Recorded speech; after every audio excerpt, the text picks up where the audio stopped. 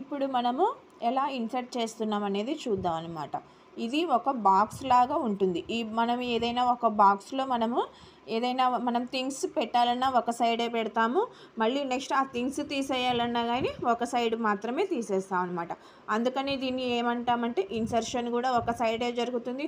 ఇప్పుడు మనము యాడ్ చేయడాన్ని ఏమంటాం, మనము ఇన్సర్షన్ అంటాం. దానికి ఇంకొక పేరేంటి, పుష్ అనమాట.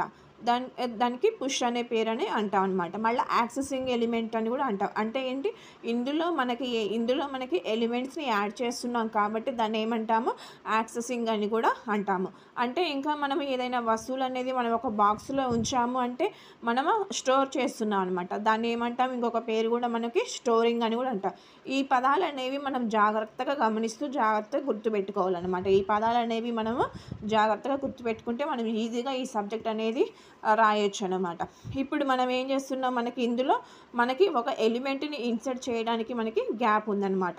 ఇక్కడ ఏంటి, ఈ లాస్ట్ ఎలిమెంట్ ఏదైతే ఉందో దాన్ని ఏమంటాం, టాప్ అని అంటాం అనమాట. అంటే టాపెస్ట్ ఎలిమెంట్ అని అంటాం అనమాట. నెక్స్ట్ ఏంటి, ఈ అనే ఎలిమెంట్ని మనం ఏం చేస్తున్నాము, యాడ్ చేస్తున్నాం. అంటే ఏం చేస్తున్నాం, ఇన్సర్టింగ్ చేస్తున్నాము, యాక్సెసింగ్ చేస్తున్నాము, స్టోరింగ్ చేస్తున్నాం అనమాట. అంటే దీనికి ఈ స్టాక్ పుష్ అనే ఆపరేషన్కి ఈ టర్మ్స్ అన్నీ మనం యూజ్ చేస్తున్నాం అనమాట.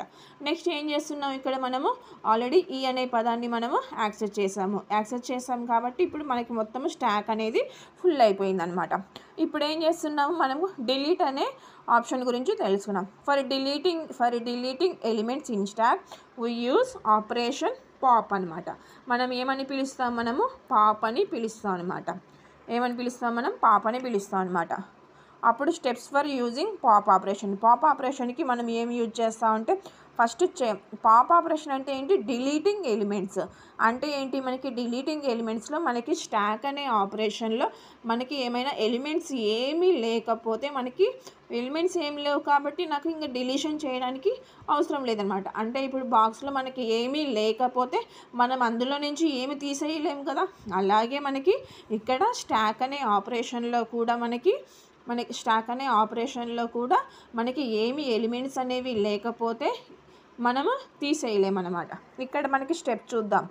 Checks if stock is empty అనమాట. అంటే ఏంటి, మనకి స్టాక్ అనేది ఎంటీగా ఉంటే ఏం జరుగుతుంది, if it is not empty produce error and exit అనమాట. అంటే ఏంటి, ఎలిమెంట్స్ ఏం లేవు కాబట్టి మనకేం రావాలి, మనకి ఎర్రర్ అన్నా రావాలి, లేకపోతే ఎగ్జిట్ అన్నా అవ్వాలి. ఇక్కడ మనకి రెండిటికి డిఫరెంట్ చూసుకున్నాం. స్టాక్ అనే దానికేమో స్టాక్ మొత్తం ఫుల్గా ఉంటేనేమో మనం ఇంకొక ఎలిమెంట్స్ని ఇన్సర్ట్